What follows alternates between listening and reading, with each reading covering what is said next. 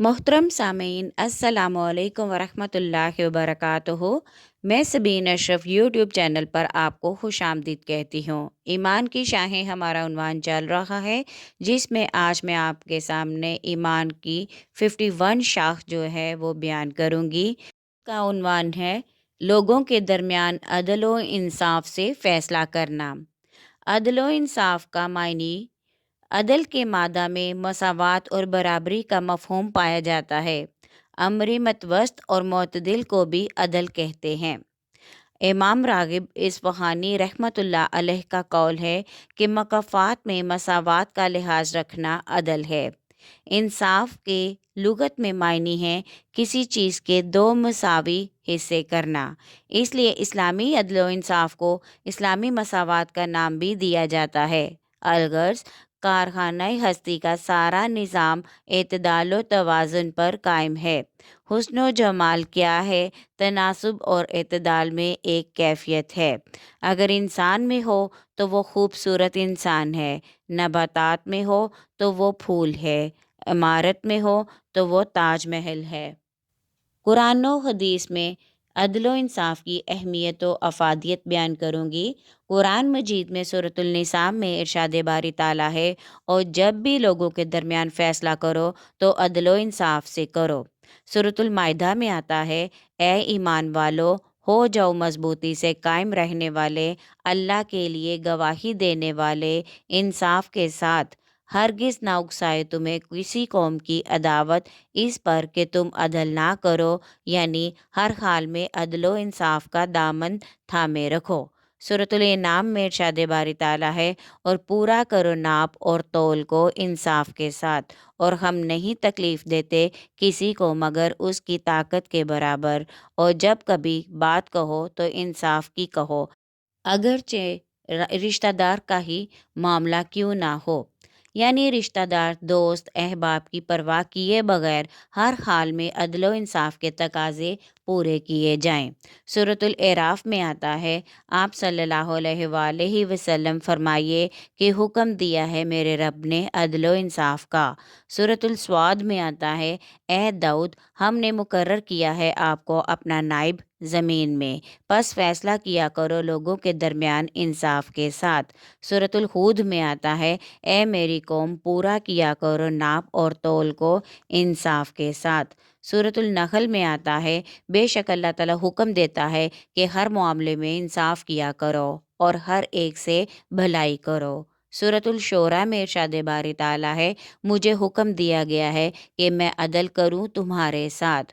سورۃ الحدید میں آتا ہے، ہم نے بھیجا ہے اپنے رسولوں کو روشن دلیلوں کے ساتھ، اور ہم نے اتاری ہے ان کے ساتھ کتاب اور میزان عدل، تاکہ لوگ انصاف پر قائم رہیں۔ سورۃ الممتحنہ میں آتا ہے، اللہ تعالیٰ تمہیں منع نہیں کرتا کہ جن لوگوں نے تم میں سے دین کے معاملے میں جنگ نہیں کی اور نہ انہوں نے تمہیں گھروں سے نکالا، کہ تم ان کے ساتھ احسان کرو اور ان کے ساتھ انصاف کا برتاؤ کرو۔ حضور صلی اللہ علیہ وآلہ وسلم نے فرمایا کہ مجھے اللہ کی طرف سے حکم دیا گیا ہے کہ رضا و ناراضگی دونوں حالتوں میں کلمہ عدل کہوں۔ حضور صلی اللہ علیہ وآلہ وسلم دعا فرمایا کرتے تھے، اے اللہ مجھے فقر و غنا دونوں حالتوں میں اعتدال عطا فرما۔ آپ صلی اللہ علیہ وآلہ وسلم نے فرمایا، جو شخص مسلمانوں کا حاکم بنا اس نے اس کے ساتھ خیانت کی، یعنی عدل و انصاف سے کام نہ لیا اور اس حال میں مر گیا تو اللہ تعالیٰ اس پر جنت حرام کر دے گا۔ حضرت عبداللہ بن مسعود رضی اللہ تعالیٰ عنہ سے روایت ہے، آپ صلی اللہ علیہ وآلہ وسلم نے فرمایا کہ دو چیزوں میں لوگوں پر رشک کرو، ایک وہ شخص جس کو اللہ نے مال و متاع عطا کیا ہو اور وہ لوگوں میں اسے خرچ کرتا ہو، اور دوسرا وہ جس کو حکمت عطا کی ہو، وہ اس سے ٹھیک فیصلے کرتا ہو اور اس کی تعلیم دیتا ہو۔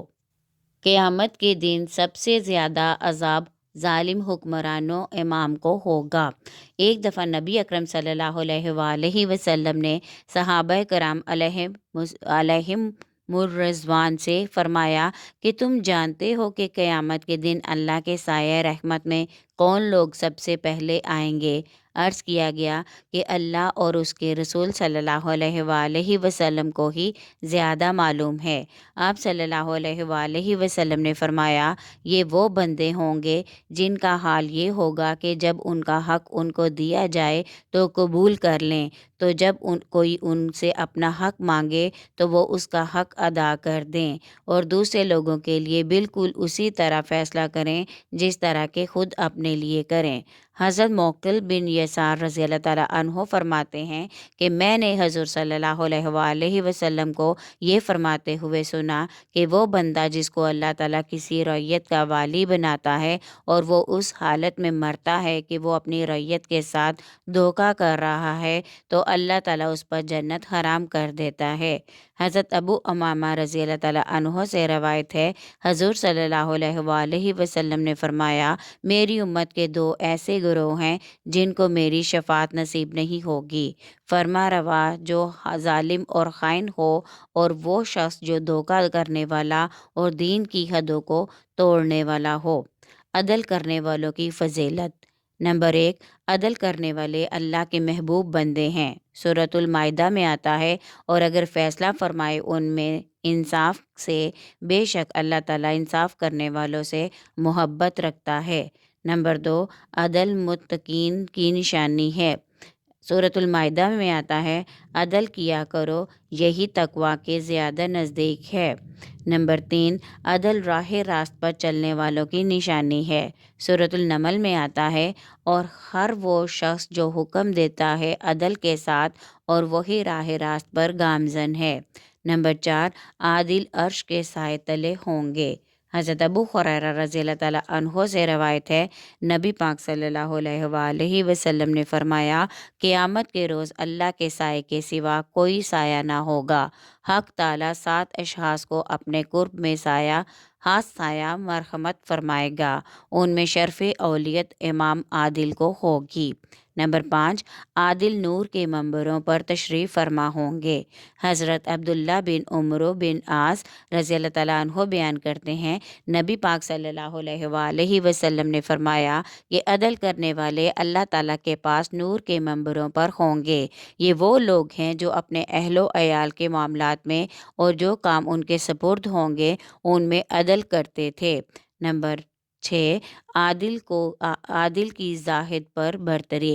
حضور صلی اللہ علیہ وآلہ وسلم نے فرمایا، عادل حاکم کا ایک دن زاہد کی 60 سالہ عبادت سے بہتر ہے۔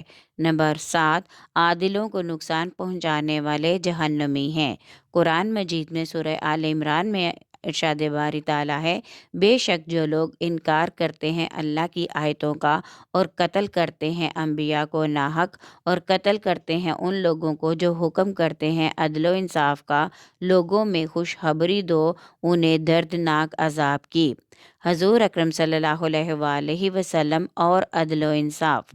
آپ صلی اللہ علیہ وآلہ وسلم کی مبارک ذات تو سراپا عدل و انصاف تھی، لیکن ایمان کی جلا اور تقویت کی خاطر چند ایمان افروز روح پرور منظر پیش خدمت ہیں۔ جب رسول اللہ صلی اللہ علیہ وآلہ وسلم کا وقت وصال قریب آیا، صحابہ کرام کی کیفیات میں اضطراب و التہاب پیدا ہو گیا۔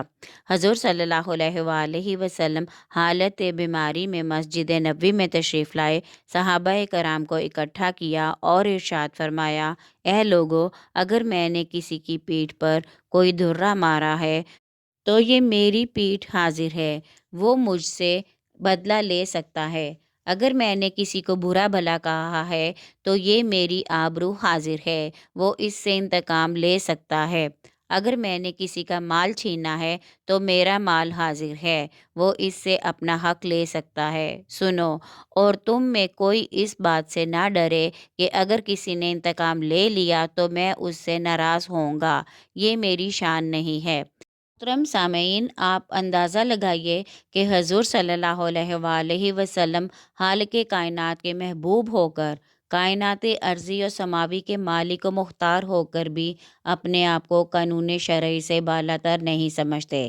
آپ صلی اللہ علیہ وآلہ وسلم کے بعد کوئی شخص کتنا ہی معزز و محترم کیوں نہ ہو، سیاسی و معاشرتی مقام کتنا ہی بلند کیوں نہ ہو رکھتا ہو، وہ کبھی بھی اسلامی حدودوں کی حدود سے باہر نہیں نکل سکتا۔